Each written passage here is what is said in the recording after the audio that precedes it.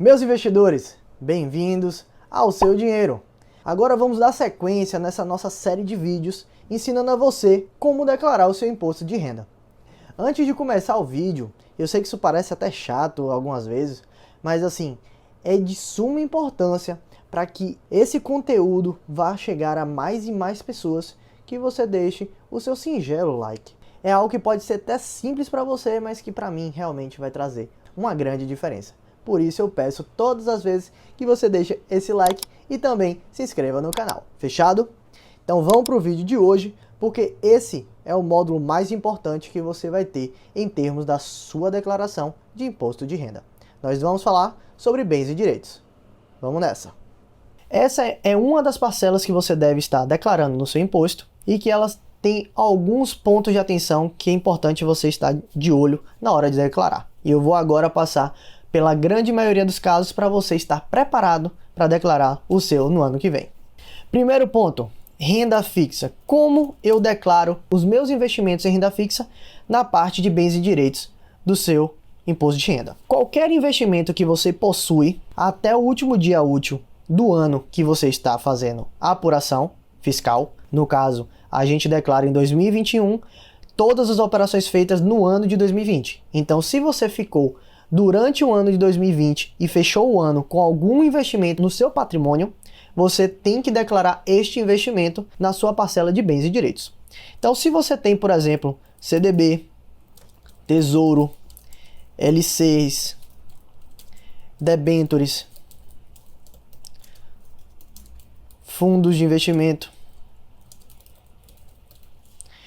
todos eles você deve declarar no seu imposto de renda na parte de bens e direitos. E como você faz isso? Primeiramente eu vou deixar os fundos de investimento para depois e vamos falar somente da renda fixa tradicional agora. Você vai entrar no módulo de bens e direitos, você vai colocar adicionar um novo campo. Primeiramente ele vai abrir um campo para que você coloque o código desse bem e direito. Você tem uma infinidade de códigos aplicados a imóveis, a automóveis, vários tipos de bens que você pode estar declarando, mas no caso da renda fixa, você vai utilizar o código 45, que é renda fixa. Ele já deixa lá bem detalhado que o código 45 é para renda fixa. Depois, você deve colocar o CNPJ, que nesse caso, esse CNPJ é da instituição financeira a qual você tem essa renda fixa aplicada, ou seja, a sua corretora ou o seu banco. Então, se você tiver, por exemplo, um CDB no Banco Inter, você vai colocar código 45, CNPJ do Banco Inter. Você pega essas informações exatamente no relatório que a sua corretora ou o seu banco emitem todos os anos para você fazer a declaração. Lá vai ter escrito. Então, a sua instituição financeira onde está o investimento. Fechado? Depois ele vai pedir a localização. Todo investimento no Brasil, você vai colocar o código 105, que é o código do Brasil. Se você tiver renda fixa em outro país, você deve fazer o mesmo procedimento, mas alterando o código da localização do país para o país que você tem investido. No próximo momento, ele vai ter o campo de descrição. Aqui é muito importante você colocar de uma forma que a Receita entenda diretamente o que você está declarando. Porque se ela tiver dúvidas, ela pode te chamar para a malha fina. Mas a nossa intenção é deixar muito bem detalhado para que não tenha essa necessidade. Então, o que é que você vai colocar na descrição no caso de renda fixa? Simplesmente, você vai colocar qual é o nome do investimento. Só isso. Por exemplo, vou colocar aqui título Tesouro Selic 2023. Simples assim. Você está declarando que possui investimento no Tesouro Selic 2023. Pode ser, por exemplo, CDB, Banco Inter, 100% do CDI 2024. Você vai estar declarando qual é o investimento que você está fazendo. É exatamente o nome que aparece na sua corretora quando você entra lá no local dos seus investimentos. É isso que você vai botar. E o último campo que vai ter vai ser a situação. E vai ser 2 campos de situação. Toda vez vai ter uma situação do ano anterior, 31/12 de 2019 e 31/12 de 2020. para você dizer qual era a situação que você estava no ano anterior e como você terminou o ano que você está por ano, para dizer se você aumentou seu patrimônio, se ele se manteve igual ou se você diminuiu. Simples assim. Na situação do ano anterior, que no nosso caso aqui seria 2019, você vai colocar nos seguintes cenários. Você não tinha um investimento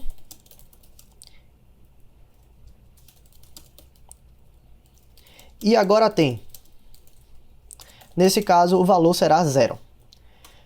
Se você já tinha, você vai simplesmente repetir o valor que estava na declaração passada. Se você já tinha esse investimento, você repete o valor da declaração anterior. Como assim? Na declaração anterior, por exemplo, você pegou 2018 e 2019.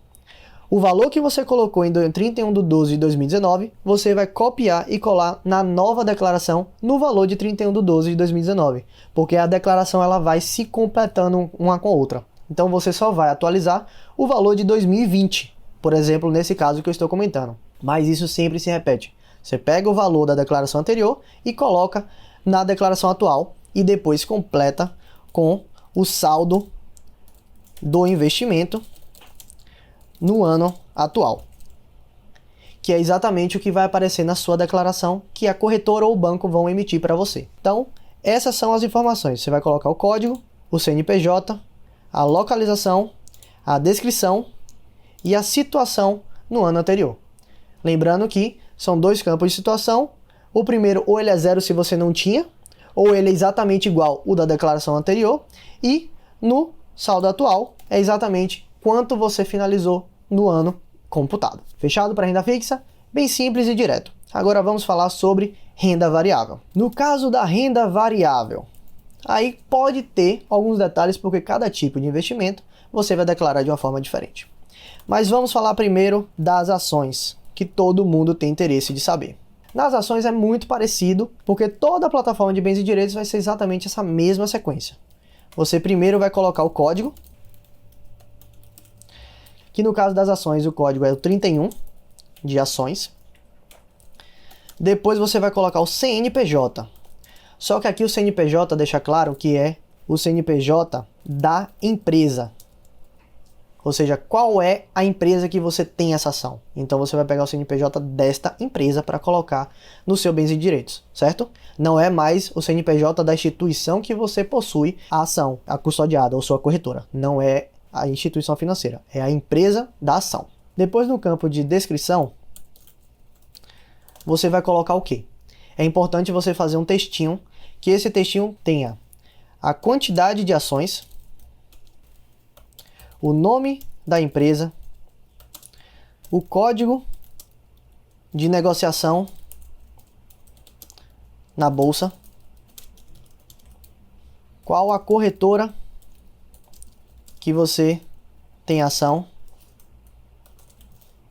qual o tipo da ação, se é ON, PN ou Unity, e, por fim, qual o preço médio de aquisição.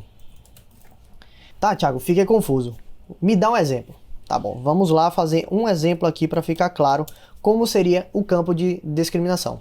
Vamos falar assim, 200 ações da Ambev SA, código de negociação B3 ABEV3, custodiadas no Banco Inter, tipo ON, preço médio RS R$15. Esse seria o texto que você colocaria no campo de descrição se você tivesse 200 ações da Ambev negociada na bolsa com o código ABEV3. É bom botar também entre aspas para deixar claro que é o código. Que você tem essas ações no Banco Inter ou qualquer corretora que você tiver, que é a ação ordinária, porque ela é final 3, e que tem o seu preço médio de R$15 por ação comprada. Então você comprou na média por R$15. Esse é o texto padrão que você vai colocar nos seus bens e direitos para o valor de ações que você tinha no dia 31/12 do ano que você está apurando. E na parte de saldos, como é que você vai fazer? Primeiro ponto, a mesma coisa que a gente falou no exemplo anterior. Se você não tinha ação nenhuma no ano anterior, você vai colocar saldo zero. Se você já tinha, você vai repetir o valor que estava na declaração anterior. Pronto. E no saldo atual, primeiro ponto que você tem que deixar claro, não é o valor atual da ação. Você não vai ter que olhar quanto está valendo a ação na bolsa e dizer quanto de valor você possui. Não é isso. É sempre o valor de aquisição. Ou seja, quantos reais você pagou para ter aquelas ações. Independente se ela valorizou ou desvalorizou. É o valor pago, é o valor que você fez a aquisição. Então, nesse exemplo que eu te dei, no caso, ele tem um preço médio de 15 reais. Então, ele pagou na média 15 reais por ação. Se ele tem 200 ações, na prática, é só você multiplicar 200 vezes 15, que o resultado dá exatamente 3.000 reais. Esse seria o valor de aquisição que você vai colocar no campo de saldo. Então, saldo no ano anterior, ou zero se você não tinha, ou exatamente o valor que estava na declaração anterior. No saldo atual, o valor atual das suas ações multiplicadas pelo preço médio de aquisição. Porque se você fez operações de compra, você vai ter uma mudança no preço médio, e se você fez operações de venda, você vai ter uma mudança na quantidade de ações. Então, sempre o valor de aquisição é o total de ações que você possui na data 31/12 do ano atual, multiplicada pelo preço médio de aquisição. Simples assim, é isso que você vai declarar nas suas ações. Fechado? Agora, daqui em diante, vai ser muito mais fácil, porque é basicamente a mesma coisa. No caso dos fundos imobiliários, vai ter apenas uma pequena alteração frente ao que a gente acabou de ver nas ações. Primeiramente, óbvio, o código de declaração é diferente. O código para os fundos imobiliários é o 73, que vai ser fundos de investimentos imobiliários. No campo de CNPJ, você vai colocar qual é o CNPJ do fundo imobiliário. Se você não souber, pode buscar na B3, no site da B3, pesquisar o nome do seu fundo que vai ter lá determinado qual é o CNPJ. Mas lembre-se de declarar o CNPJ do fundo imobiliário. Na parte de descrição, vai ser um pouquinho diferente, porque você vai colocar exatamente igual a quantidade de cotas do seu fundo imobiliário. Você vai colocar qual é o nome da administradora do fundo e o CNPJ da administradora. Então você vai encontrar isso onde? Também nas informações do fundo imobiliário. A administradora é a que vai te mandar o relatório numa cartinha com os dados do seu fundo imobiliário. Então lá vai ter exatamente qual é o CNPJ da administradora e o nome dela. Por exemplo, Credit Suisse Hedging Grifo. Então pronto, você vai pegar o nome Credit Suisse Hedging Grifo e vai colocar o CNPJ da própria empresa. Depois você vai colocar o nome do fundo imobiliário e o código de negociação na B3. A sua corretora, onde está o fundo imobiliário, e também o preço médio de aquisição, da mesma forma que a gente falou nas ações. Quer um exemplo? Vamos lá. 35 cotas. Para ficar melhor, a descrição você inverte, tá, gente? Vamos colocar o código de descrição na B3 antes de você botar as informações do administrador. Então, 35 cotas do fundo XPML11, administrado pela Vortex, CNPJ tal. Você vai pegar o CNPJ, não lembro de cabeça. O nome do fio também vem pra cá, tá? Então seria 35 cotas do fundo XP Malls, código de negociação na B3 XPML11, administrado pela Vortex com CNPJ tal, custodiados no Banco Inter, cujo preço médio é de R$ 102. Ponto. Esse é o exemplo. 35 cotas do fundo XPMOL código de negociação na B3 XPML11, administrado pela Vortex, cujo CNPJ é tal, custodiados no Banco Inter, preço médio de R$ 102. Acabou. Essa é a descrição que você vai fazer.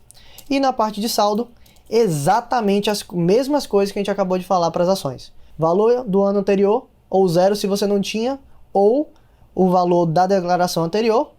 E no saldo deste ano, a multiplicação do número de cotas pelo preço médio que você possui. Acabou. É isso que você vai colocar no saldo. Já ficou claro para você que é o mesmo processo. Beleza? E por fim, se nós estivermos falando agora dos fundos de investimento, estes, não importa se são de renda fixa, de tesouro, de ações ou no exterior, são fundos de investimento, você declara da seguinte forma. Você vai colocar o código 74, que é para fundos de investimento. CNPJ vai ser o CNPJ do fundo de investimento. Na descrição, você vai colocar o nome do fundo de investimento e a corretora que ele está. O nome você sabe que é o nome que já aparece no seu banco ou na sua corretora, só isso. E na parte de saldo, a mesma coisa. O saldo do ano anterior, o zero se você não tinha, ou da declaração anterior, e o valor atual, agora sim, é o saldo atual do fundo. Não é o valor que você fez a aquisição, e sim o saldo que você tem no fundo hoje. Certo? Então, para você lembrar, ativos de renda variável precisam ser controlados o valor de aquisição. Não importa a valorização ou não. Fundos de investimento não. Você faz exatamente igual à renda fixa, colocando o saldo que você tem, porque o valor da valorização está dentro do fundo, no valor da cota. E aí, por isso, você só vai colocar o seu saldo. Fechado?